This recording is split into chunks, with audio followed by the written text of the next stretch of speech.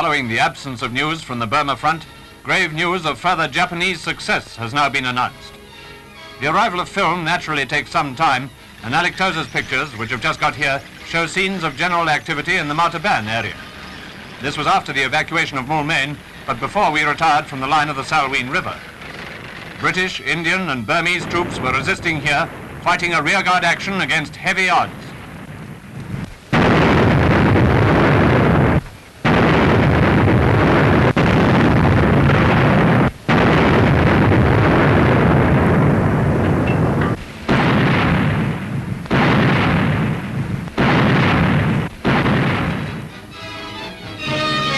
While the fighting raged in Lower Burma, Chinese troops had already marched in from the north to link up with our own forces.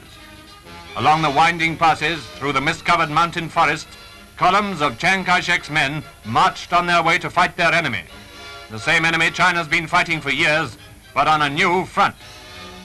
Obviously, these are not members of China's crack divisions. The absence of helmets and other equipment is evidence of that.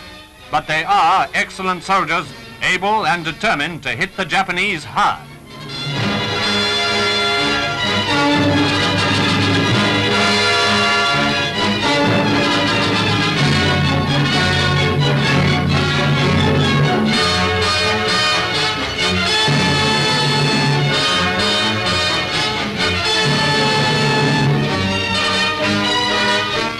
General Hutton, then our GOC in Burma, was delighted, we can be sure, to meet General Liu Kuan Lung, commanding the Chinese.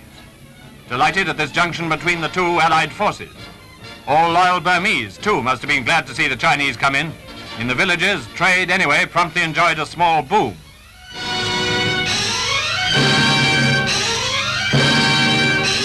The Chinese wasted no time after their long march. They at once took up patrol duties. And here you can see that even if they're not crack troops, they're far from being raw levies. Leaving the road for the jungle, they went to their positions and proceeded to dig. Anti-tank and machine gun nests had to be prepared with accent on camouflage. Newcomers to this front, they're hardly newcomers to the Japanese menace. China's difficulty has been not manpower, not courage and the will to fight, but lack of weapons and military supplies of all kinds. Hence the gravity of the Japanese thrust through Burma.